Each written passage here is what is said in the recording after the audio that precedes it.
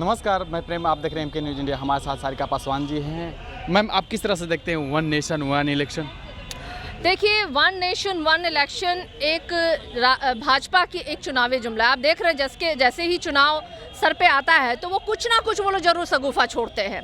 और अब वो कह रहे हैं वन नेशन वन इलेक्शन किस आधार पे भाई? हाँ, और ये कहीं से भी लोकतंत्र के हित में नहीं है, क्योंकि ये इस वन नेशन वन इलेक्शन करने के बाद संविधान या कानून हो या फिर कई ऐसी चीज़ें हैं ना जो मुझे लगता है कि बहुत ही मुश्किल में पड़ जाएगा। क्योंकि देखिए 140 करोड़ जनता है हमारी, 140 करोड़ में अगर आधे आबादी भी अगर हमारी वोट करती है तो उनके लिए आप समझिए मशीनरी का उपयोग इंतजाम करना, वीवीपैट ईवीएम का इंतजाम करना, पूरी सुरक्षा प्रणाली का इंतजाम करना। इसके अलावा देखिए कई ऐसी खामियां हैं जो वन नेशन वन इलेक्शन से मुझे नहीं लगता है कि ये बिहार में, अगर मान लीजिए कि कहीं पे विधानसभा चुनाव हो गया है तो भाई आपको तो उसे भी भंग करना पड़ेगा, समाप्त करना पड़ेगा। अगर एक साथ आप मान लीजिए लोकसभा राज्यों में जो है, हाँ बिल्कुल है ना भाई, 22 राज्यों में है वो, और बिल्कुल। और आप कैसे, किन आधार पे आप कहते हैं कि वन नेशन वन? अभी आप कश्मीर में देखिए चुनाव हो गया, अभी हरियाणा में चुनाव होगा, फिर महाराष्ट्र में होना है, फिर झारखंड में होना है। क्यों नहीं आपने चारों स्टेट का एक साथ चुनाव करवा दिया? जहाँ 4 स्टेट का चुनाव एक साथ नहीं हो रहा, क्या वहाँ संभव है कि आप पूरे देश का इलेक्शन एक साथ करेंगे? और देखिए जनता जो है ना, समय समय पे जब चुनाव होता है अपने जनप्रतिनिधियों को जनता चुनती है, तो जनता का एक उम्मीद और एक विश्वास अपने जनप्रतिनिधियों पे होता है कि वो हमारे मुद्दों को लेकर के सदन में उठाएंगे।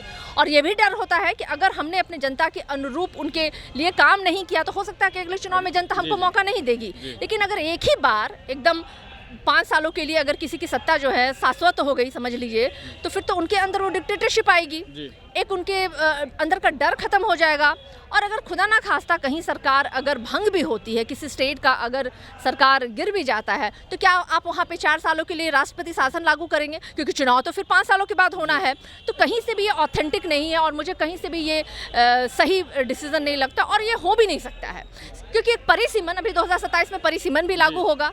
परिसीमन के बाद कई ऐसे पुनः गठित होंगे, राज्यों का गठन होगा, कई कॉन्स्टिट्यूएंसीज बढ़ाई जाएंगी। तो आधार क्या है भाई? सिर्फ कह दीजिए सगुफा की तरह कि भाई हम चाहते हैं कि पूरे देश में वन नेशन वन इलेक्शन हो।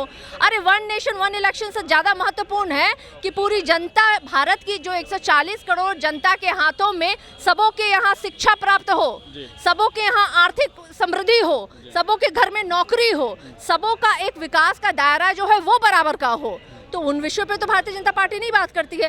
कहीं कोई गरीब है, बिल्कुल ही गरीब है, किसी के घर में 2 वक्त का खाना नहीं बन रहा है, तो कोई जो है कि पूरी देश की संपत्ति का जो है ना 2-4-5 हाथों के लोगों के हाथों में पूरी देश की संपत्ति है, तो ये कैसा न्याय है भाई? और क्या मतलब, ये तो मुझे लगता है कि एकदम ही मतलब बकवास बात है ये। लेकिन इंडिया की तरफ से कहा जा रहा है कि सहमति भी जता रहे हैं उनके जो सहयोगी दल हैं, और कह रहे हैं कि इससे जो है भारत की जो आर्थिक जो मजबूती मिलेगी, क्योंकि उसमें जो पैसे की जो खर्च होती है उसमें बचेगी, और सुरक्षा की बात रहे तो हमारे पास उतनी सेना है कि हम लोग करवा सकते हैं। अरे हम तो कह रहे हैं ना, 4 राज्यों में तो एक साथ ये करा नहीं पा रहे हैं।